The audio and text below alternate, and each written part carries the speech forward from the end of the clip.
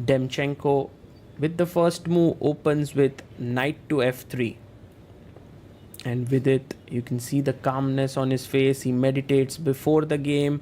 He meditates during the game. He's just someone who tries to be as much into the zone as possible. Now, what's his move number 1 going to be? And I think because Vidit likes this kind of slow build up, I think this time control suits him quite well. d5 played. Pawn to b3 by Anton. He wants to develop his bishop on this long diagonal here. Bishop comes to f5. And it's interesting move. Before the knights, the bishop is developed because you want to play e6 very quickly, but you don't want the bishop to be trapped behind that pawn. So now e6 played. And Anton goes for the fianchetto on the other side of the board. Pawn to g3, and with it makes space for his bishop to drop back to h7. Bishop comes out to g2. And now the knight develops to f6. Demchento castles here. And with it brings his bishop out to e7. Pawn to d3 played. Now you can break in two ways. You can go for the e4 break, or you can go for the c4 break. Castles here. The pawn to e4 break will require more preparation as black has great control there. Knight to c3 is slightly weird. Generally you put your knight on d2 and play c4. But Demchento seems to have some ideas here. He's playing this in a very interesting fashion. It is, after all, a reversed King's Indian if you think about this entire setup on the king side. But with this bishop on b2, slightly weird. a5 played. Now notice if you take here on e4, there is knight e5 putting pressure here. So with it doesn't even get into it. He plays a5, knight to d2. And now brings his knight out to c6. Both players now thinking on their own. This is all the preparation part is done. Vidit has 1 hour 13 minutes. Demchento 1 hour 10 minutes. Queen comes up to d7.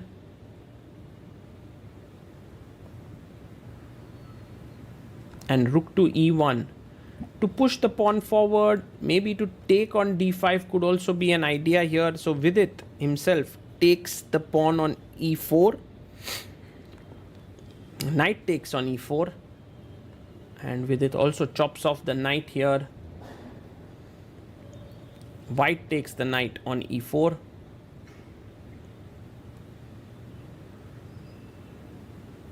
And rook a to d8 played. Again comes back with his knight to d2. Maybe he wants to go with his knight to c4. Rook to e8 played.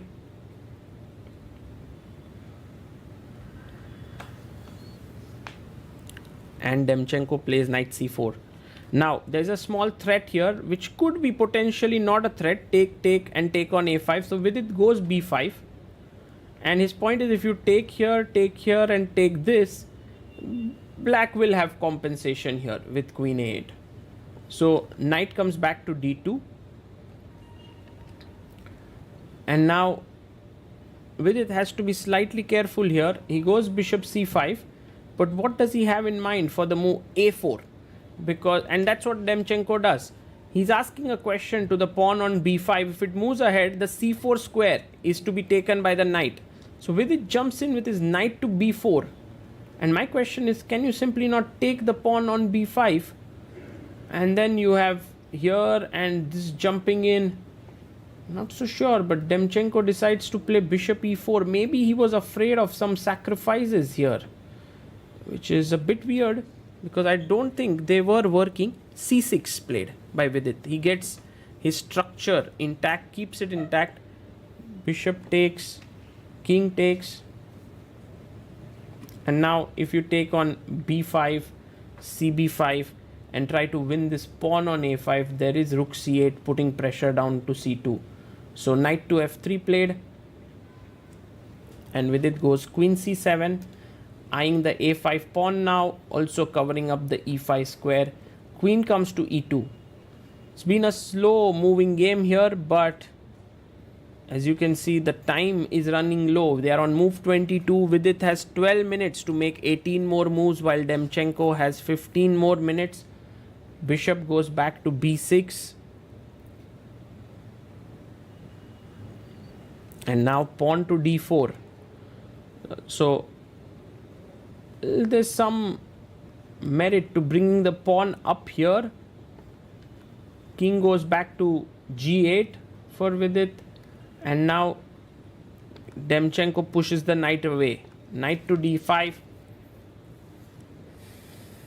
And queen takes b5 is possible, because if queen b5 here, knight c3, bishop c3, queen c3, and the bishop is hanging, the knight is also hanging. So that works somehow. He goes c4. I like this move a lot. With it takes, pawn takes c4, attacking the knight on d5. And now knight to b4. Jumps in with the knight to b4. And these pawns are actually super strong. He pushes c5. And it limits the bishop. The bishop goes back to a7. And bishop to c3. Attacking the bishop and the pawn here. Knight goes back to c6. And queen comes up to a6. So Demchenko putting a lot of pressure on Vidit here.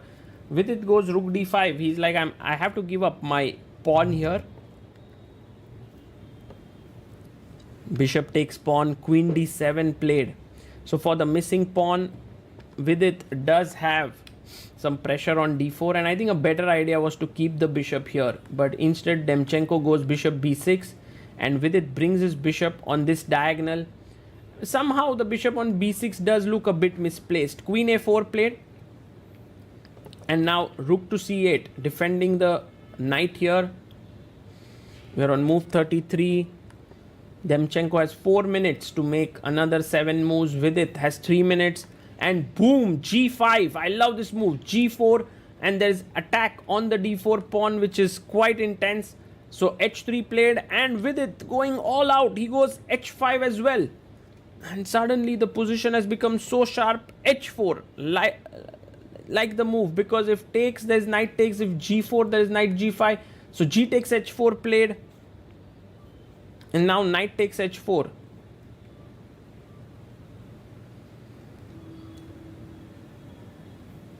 And he plays king to h8 here. So queen comes back to b3. And maybe one idea is queen f3, trying to look at this position. He goes rook g8. And queen e3 played. Well, mate in 1 is threatened. Nothing less here. King at 7.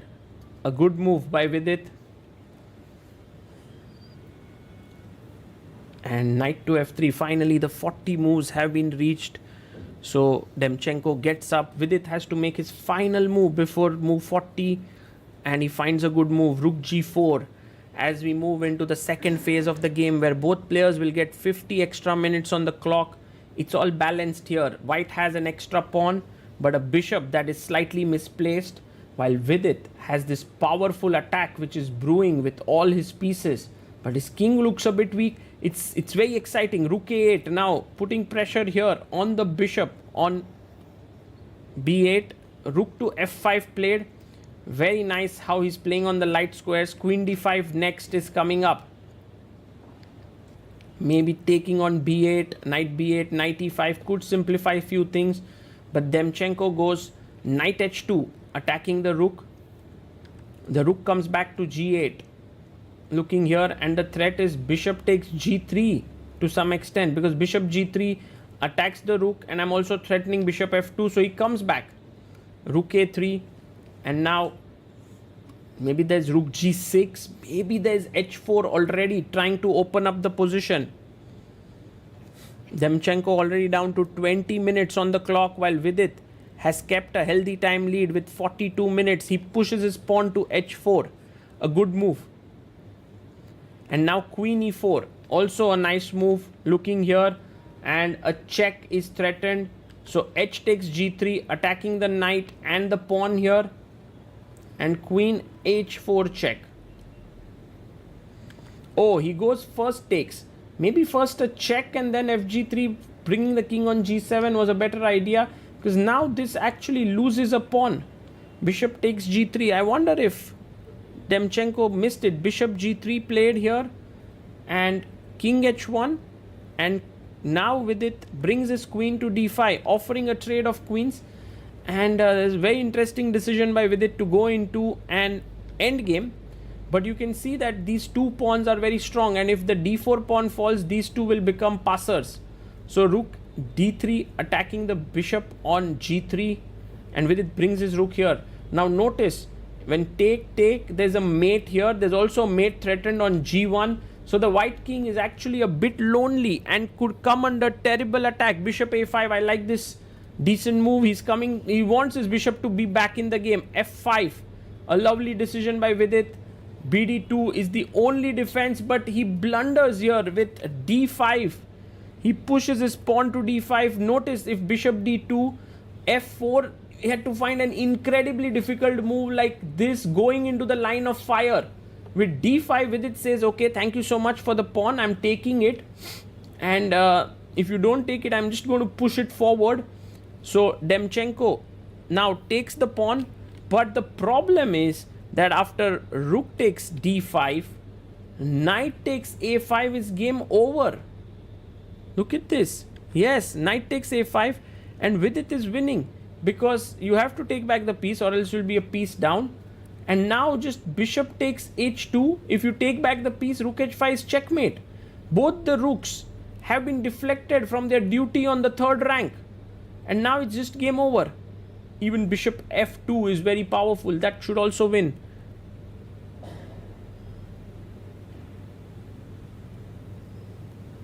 He takes on h2 here, and check to the king, and maybe a simple move king h8 should do the trick now. King h8, no more checks, you are a piece down. If you take here, it's a mate, and he comes back rook to a3, threatening a checkmate here, but just bishop, oh, maybe not bishop g3, just rook h5 should do the job. Yes, rook h5 played, and it is checkmate. He resigns. Vidit Gujarati wins his game, second in the tournament, unbeaten until now, going into the rest day with 4 out of 6. After the game, we managed to get Vidit into the live stream, and we have the interview with him. Have a look at his sharp analysis.